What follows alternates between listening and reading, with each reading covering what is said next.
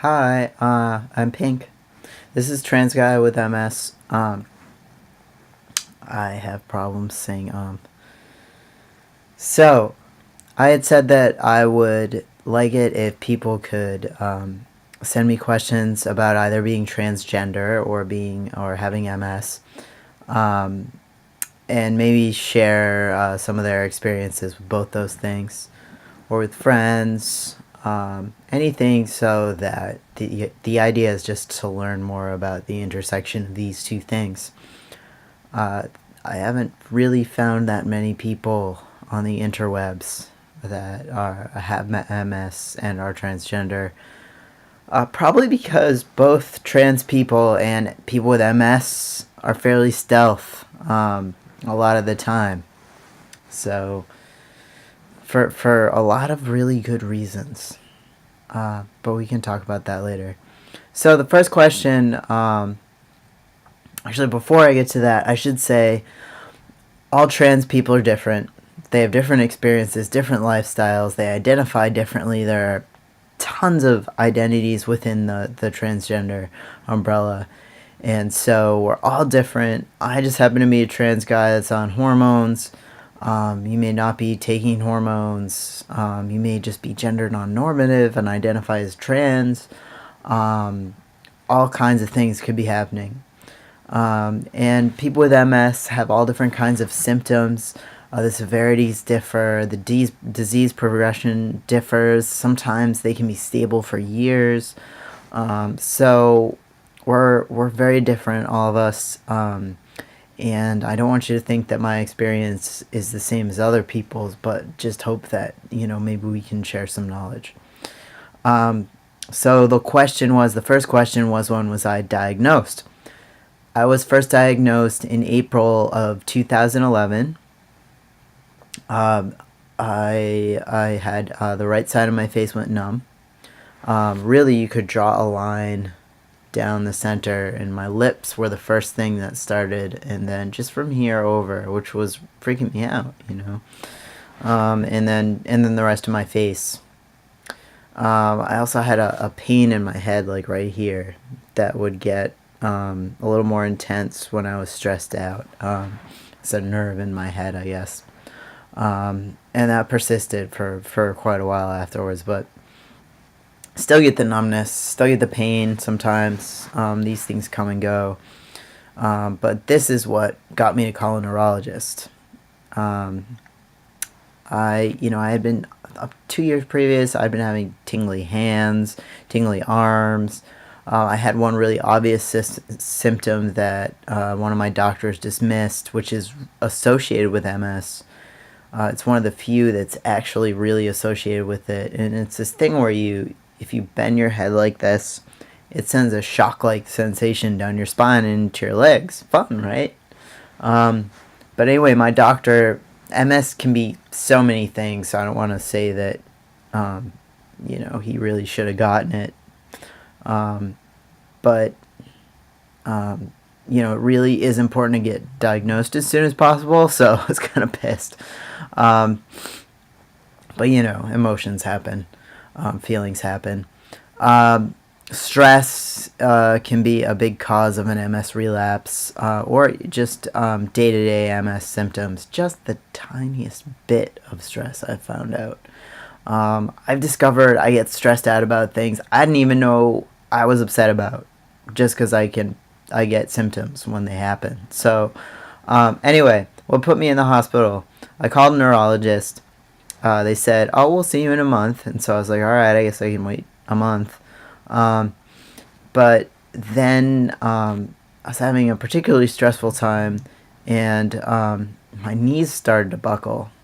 And so my girlfriend at the time, that had just broken up with me, who's a great friend now and was then too, also happens to be a doctor.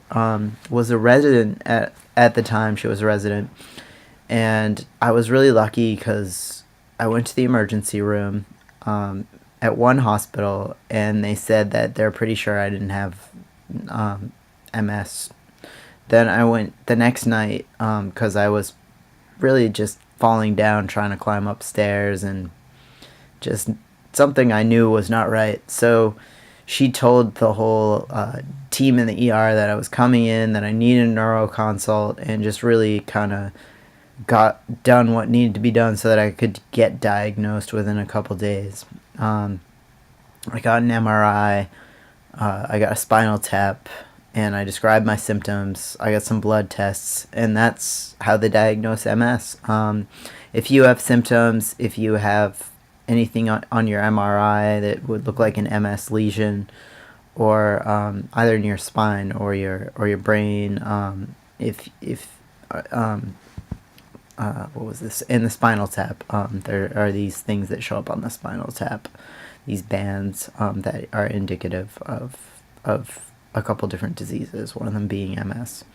And so I passed with flying colors, although the jury's still out on MS diagnosis, as it's maybe sort of like a suite of diseases, not just one disease. Who knows? Anyway, buckling knees and a numb face are what got me into the ER, and my lovely friend. So that's that story. As far as symptoms that persist, they are too long to list. Two main ones are heat sensitivity and fatigue. Those are really the toughest to navigate. Fatigue happens pretty much every day in the afternoons. It can be so bad that you just get nauseous from how tired you are. You can't walk across the room.